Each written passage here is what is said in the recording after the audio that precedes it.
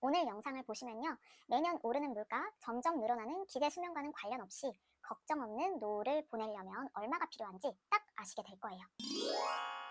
안녕하세요, 엣지입니다. 오늘은 은퇴 후에 얼마가 있어야 생활비가 부족하지 않을지 정확히 계산하는 방법에 대해 말씀드리려고 합니다. 오늘의 300만 원으로 살 수 있는 것을 20년 후에도 똑같이 살 수 있을까요? 그때는 300만 원으로 지금의 200만 원치 또는 150만 원치밖에 살 수 없을지도 모릅니다. 바로 인플레이션 때문인데요. 미래의 돈은 오늘날의 돈과는 가치가 달라질 수밖에 없겠죠. 오늘 영상을 보시면요. 매년 오르는 물가, 점점 늘어나는 기대 수명과는 관련 없이 걱정 없는 노후를 보내려면 얼마가 필요한지 딱 아시게 될 거예요. 그럼 바로 시작해 볼게요. 우선 물가가 36년 동안 평균적으로 얼마나 올랐을까요?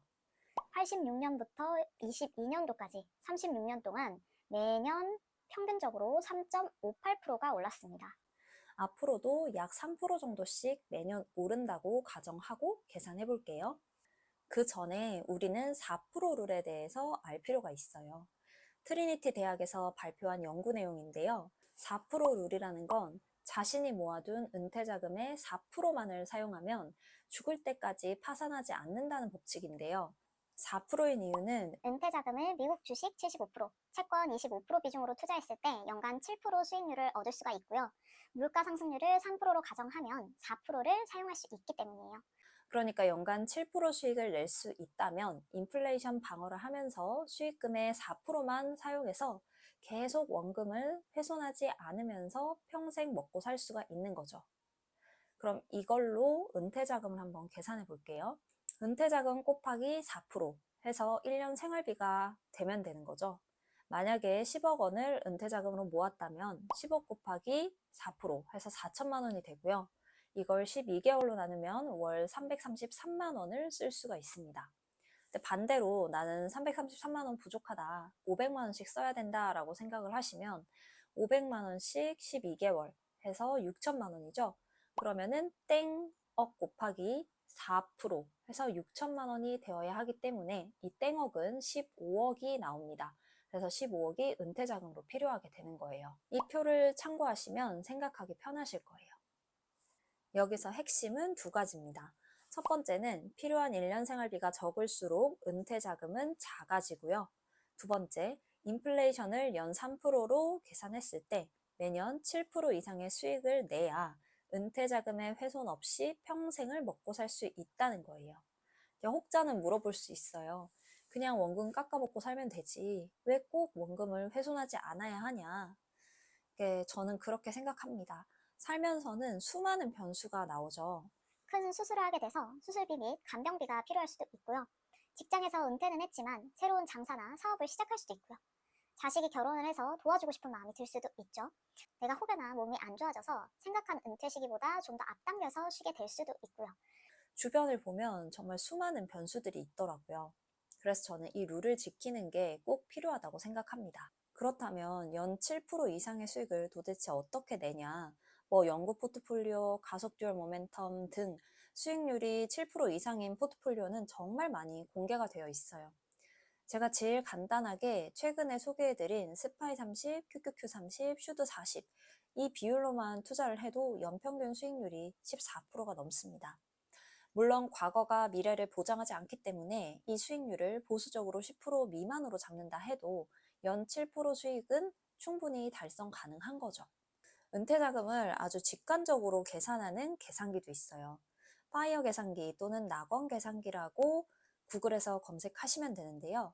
이 계산기 숫자만 넣으면 내가 원하는 생활비를 얻기 위해 얼마를 모아야 하는지, 인플레이션을 방어하면서 월마다 쓸 수 있는 금액이 얼마인지를 아주 쉽게 구할 수가 있습니다. 우선 보유자산에 내가 갖고 있는 은퇴자금으로 쓸 수 있는 자산을 입력해 볼게요. 현재 5천만 원이 있다고 가정하겠습니다. 이 금액은 2, 3년 안에 예를 들어 부동산을 사거나 아니면 자동차를 사거나 등 내가 쓸 목돈이 아니라요. 은퇴 자금으로서 묶어놓을 수 있는 금액을 적는 게 좋아요. 월 100만 원씩 저축 가능하다고 할게요. 그러면 연 1200만 원이 되죠. 은퇴 시기는 20년 후로 가정합니다. 명목 수익률은 제가 아까 추천드린 포트폴리오로 연 8% 정도 잡아보겠습니다. 저축 증가율이 인플레이션 비율이라고 생각하시면 되는데요. 요거를 3%로 넣어볼게요. 그랬을 때 20년 후에 우리 은퇴 자산은 9.18억이 되고 은퇴 후에는 월 212만 원을 사용할 수 있게 됩니다.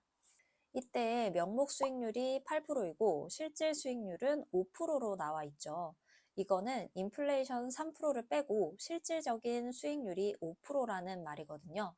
그런데 9.18억의 5%면 계산을 해봤을 때 월 382만 5천 원이잖아요.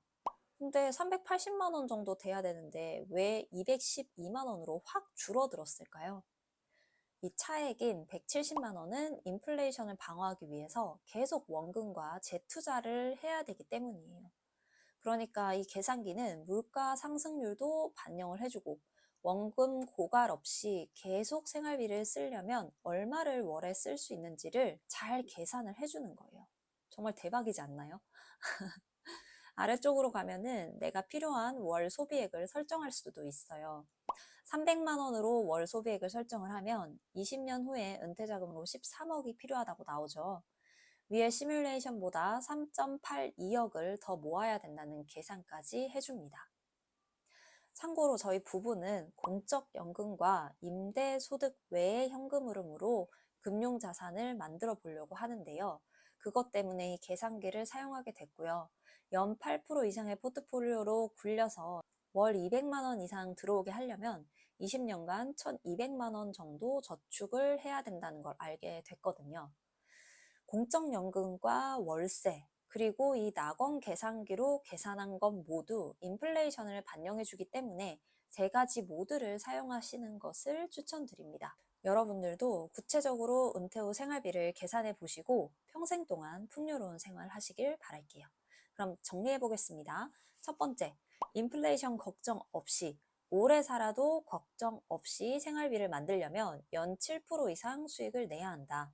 두 번째, 낙원 계산기를 이용하면 직관적으로 계산할 수 있다. 세 번째, 노후 생활비 계획을 짤 때는 인플레이션을 반영한 계획인지를 점검한다. 그럼 다음 영상에도 여러분들께 도움되는 영상으로 돌아올게요. 좋아요, 알림 설정, 구독 부탁드릴게요. 그럼 안녕!